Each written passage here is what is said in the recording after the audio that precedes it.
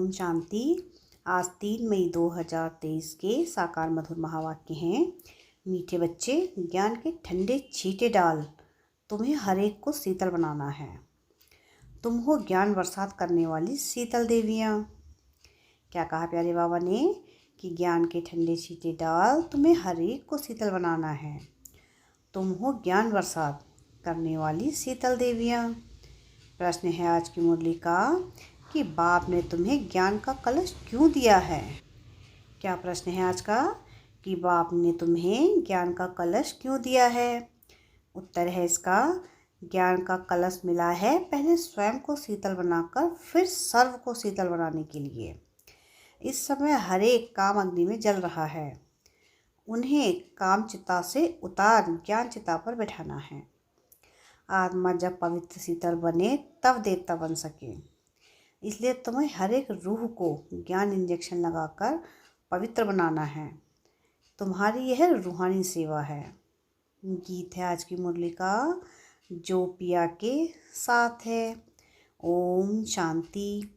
जो बाप के साथ है उसके लिए बरसात है।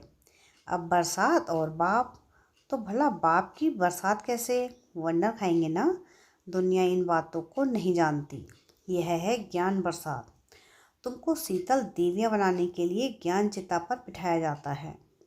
शीतल अक्षर के अगेंस्ट है तपत यानी गर्म। तुम्हारा नाम ही है शीतल देवी। एक तो नहीं होगी ना, जरूर बहुत होंगी जिन्हों से भारत शीतल बनता है। इस समय सभी काम चिता पर चल रहे हैं। तुम्हारा नाम यहाँ शीतला देवियाँ हैं। शीतल करने वाली, ठंडा छींटा डालने वाली देवियाँ। छींटा डालने जाते हैं ना, यह है ज्ञान के छींटे जो आत्मा के ऊपर डाले जाते हैं। आत्मा प्योर बनने से शीतल बन जाती है। इस समय सारी दुनिया कामचिता पर काली हो पड़ी है। अब कलश मिलता है तुम बच्चों को। कलश से तुम खुद भी शीतल बनते हो और औरों को भी बनाते हो। यह भी शीतल बनी है ना, दोनों इकट्ठे बैठे हैं ना। घर बार छोड़ने की बात नहीं, लेकिन गौशाला बनी होगी तो जरूर कोई ने घर बार छोड़ा होगा। किस लिए? ज्ञान चिता पर बैठ शीतल बनने के लिए। जब तुम यहाँ शीतल बनेंगे तभी तुम देवता बन सकेंगे। बाबा ने समझाया भी है, जब तक तुम्हारे द्वारा कोई आस्तिक नहीं बना है तो गोया नास्तिक ही है। आस्तिक दुनिया वाले आपस में कभी लड़ते झगड़ते नहीं, नास्तिक दुनिया वाले लड़ते झगड़ते हैं। नास्तिक किसको कहा जाता है?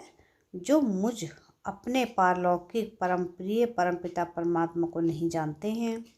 सारी दुनिया में घर घर में रोला है, क्योंकि परमपिता परमात्मा को भूलने के कारण नास्तिक बन पड़े हैं।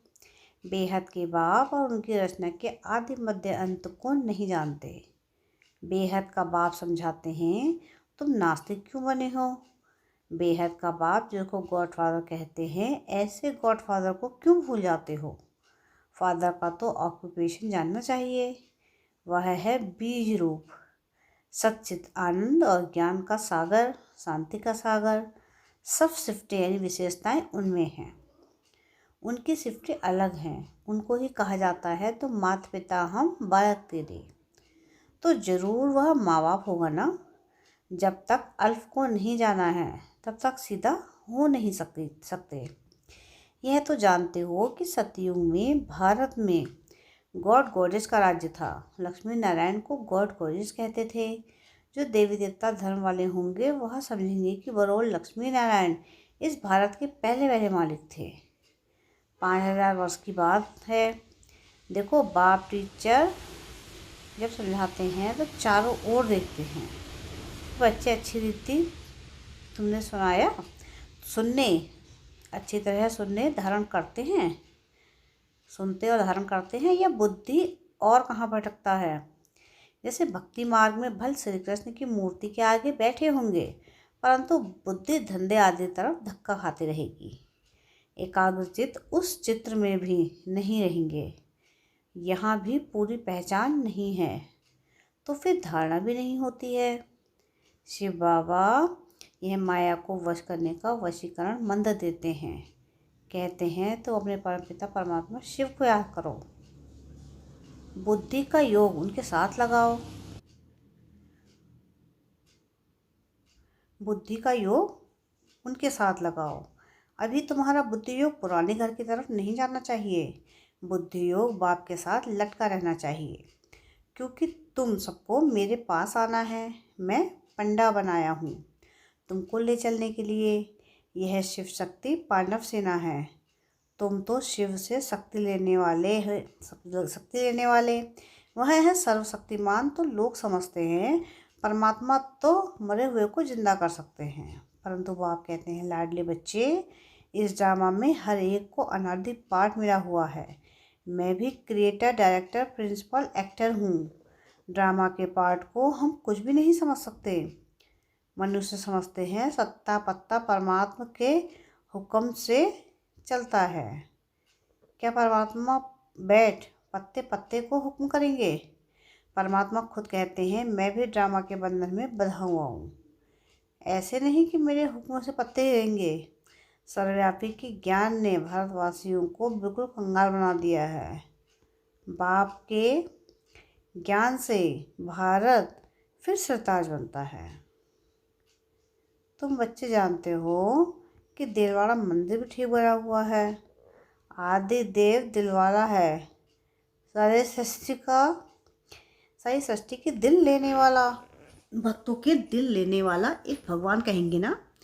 यह उन्हों के ही यादगार हैं। ऊपर में है देवताओं के चित्र और नीचे राजयोग की तपस्या कर रहे हैं। 108 बच्चे आसन लगा कर बैठे हैं। शिव बाबा की याद में उन्होंने ही भारत को स्वर्ग बनाया है। गांधी जी भी कहते थे कि नई दुनिया राम राज्य चाहिए, परंतु उस राम राज्य नई दुनिया में तो है पवित्रता, वह तो कर न सके। पतित सृष्टि को पावन बनाना यह तो बाप का ही काम है। कोई मनुष्य सृष्टि यह कार्य कर ना सके। इनके लिए भी कहते हैं बहुत जन्मों के अंतिम जन्म के भी अंत में मैं प्रवेश करता हूँ। तो यह पतित ठहरा ना। जो पावन थे वही पतित बने हैं, फिर पावन बनते हैं। आप ही पूज्य आप ही पुजारी। जो पुजारी भक्त बने हैं भगवान भक्तों को ही मिलते हैं। बाकी वह जो मुक्ति के लिए पुरुषार्थ करते हैं कि पाठ बजाने से मुक्त हो जाएं, परंतु मोक्ष किसको भी मिलता नहीं है। भगवान कहते हैं मुझे भी मोक्ष नहीं मिलता, मुझे भी सर्विस पर आना पड़ता है, भक्तों को राजी करना पड़ता है। इस भारत को माला माल बनाने, गवाया हुआ राम राज्य फिर से देने, सॉल्वेंट बनाने मुझे भी पतित शरीर में पतित दुनिया में आना पड़ता है। अनेक बार आया हूँ और आता रहूँगा। भारत को गुलगुल बनाऊंगा, भारत को गुलगुल बनाऊंगा। यह है ही आसुरी दुनिया, उनको दैवीय बनाता हूँ।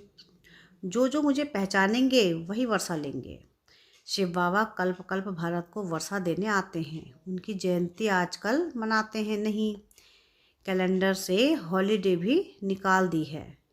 वास्तव में तो एक ही शिव जयंती मनानी चाहिए और सबकी जयंतियाँ मनाना वर्थ नॉट पेनी है। एक परमपिता परमात्मा की जयंती मनाना वर्थ पाउंड है, क्योंकि वह भारत को सोने की चिड़िया बनाते हैं। महिमा उस एक की है। मनुष्य समझते हैं पतित पावनी गंगा है, फिर भी एक से राजी थोड़े ही होते हैं। सब जगह भटकते रहते हैं, सिद्ध करते हैं बरोबर हम पतित हैं। ज्ञान का सागर तो एक ही परमात्मा है, जिससे तुम ज्ञान गंगाएं निकलती हो। तुम्हारा नाम है सरस्वती, गंगा, यमुना। गंगा नदी पर भी मंदिर बना हुआ है। वास्तव में ज्ञान गंगाएं तुम हो। तुम देवता ही हो, तुम ब्राह्मण हो। गंगा के नाम पर देवता का चित्र भी रख दिया है। उन्हों को तो पता नहीं है। ज्ञान गंगाएं तुम शक्तियाँ हो। तुम अब मनुष्य से देवता बन रही हो इस राजयोग से। सच्चा योग यह है, बाकी तो सब अल्पकाल हेल्थ के लिए अनेक प्रकार के योग सिखलाते हैं। यह एक ही बाबा के साथ योग लगाने से हम एवर हेल्दी बनते हैं। अब बाप बैठ भारत को हेवन बनाते हैं। जब तक अपने को आत्मा परमात्मा का बच्चा नहीं समझा तब तक वर्षा मिल ना सके। और सब है ब्रदर्स, भारतवासी फिर कह देते हैं हम सब ब्रदर्स हैं, ईश्वर के रूप हैं, शिवोहम तत्वम। अब फादर्स जो सब दुखी हैं उनको सुख का वर्षा किससे कहाँ से है, मिले कहाँ से, उनको सुख का वर्षा मिले कहाँ से। कितना घोर अंधकार है, यही है रात, ज्ञान का ज्ञान है दिन। यह सब बातें समझने की हैं। बच्चे, तुम हो रूहानी सोशल वर्कर, वह है जिस्मानी सोशल वर्कर। तुम रूह को इंजेक्शन लगाते हो कि रूह प्योर बन जाए, बाकी तो सब जिस्मानी सेवा करते हैं। बाप बैठ समझाते हैं कितना फ़र्क है। तुम गॉड को याद कर गॉड गॉडिश बन रहे हो। भगवान खुद कहते हैं लाडले बच्चे, मैं तुम्हारा गुलाम बनकर आया हूँ, अब मैं जो कहता हूँ सो मानो। उसको श्रीमद् भगवत कहते हैं। ऊंचे ते ऊंच वह है। कोई कहे ब्रह्म जयंती ऊंच है, बिल्कुल नहीं। ब्रह्मा विष्णु शंकर को बनाने वाला, उनसे कार्य कराने वाला शिव बाबा है ना, नहीं तो नई सृष्टि कैसे बने। सबसे ऊंची जयंती है ही त्रिमूर्ति शिव की। शिव आते ही हैं ब्रह्मा विष्णु शंकर के साथ, तो उनकी ही जयंती मनाई जाती है, उनकी ही जयंती मनाई जा सकती है। आजकल तो कुत्ते बिल्ली सबकी जयंती मनाते रहते हैं, कुत्तों को भी कितना प्यार करते हैं। आजकल की दुनिया देखो क्या है। कहेंगे सतयुग में यह शेर आदि नहीं होंगे, कायदा नहीं है। सतयुग में मनुष्य भी थोड़े होंगे तो जानवर आदि भी थोड़े होंगे, बीमारियां भी पहले इतनी थोड़ी ही थी, अभी तो कितनी ढेर बीमारियां निकल पड़ी हैं। तो यह जानवर आदि पीछे वृद्धि को पाते हैं। सतयुग में गाय भी बड़ी अच्छी होती हैं। कहते हैं श्री कृष्ण ने गौवें चराई, ऐसे नहीं कहते। सतयुग में ऐसी फर्स्ट क्लास गाय थी देवताओं के, फिर वहाँ हीरे जवाहरातों के महल होते हैं, और यहाँ है ठिक्कर भित्तर के। यह सब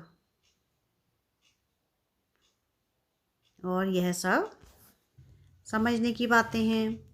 जो समझ जाएंगे वो कभी स्कूल छोड़ेंगे नहीं। एम ऑब्जेक्ट समझने बगैर कोई आकर बैठे तो भी समझ नहीं सकेंगे। जहाँ भी सत्संग में जाते हैं वहाँ एम ऑब्जेक्ट कुछ होती नहीं। यह तो पाठशाला है, पाठशाला में तो ज़रूर एम ऑब्जेक्ट चाहिए ना।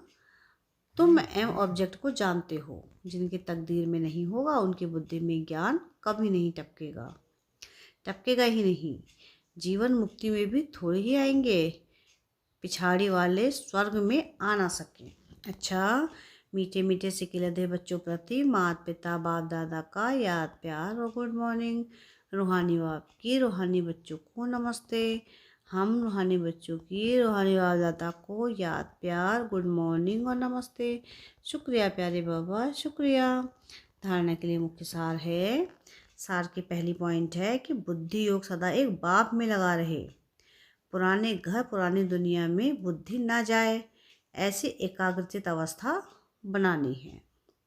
सेकंड पॉइंट है कि बाप की सिफ्टें यानी गुण स्वयं में धारण करना है। यह एक धारण करना, हर आत्मा पर ज्ञान की छींटे डाल उनकी तपत बुझाए शीतल बनाना है। वरदान है आज की मुरली का कि हर आत्मा से आत्मिक अटूट प्यार रख, स्नेह संपन्न व्यवहार करने वाले सफलता मूर्त भव। क्या है वरदान? हर आत्मा से आत्मिक अटूट प्यार रख, स्नेह संपन्न व्यवहार करने वाले सफलता मूर्त भव। जैसे बाप के प्रति अटूट अखंड अटल प्यार है, श्रेष्ठ भावना है, निश्चय है, ऐसे ब्राह्मण आत्माओं से आत्मिक प्यार अटूट और अखंड हो।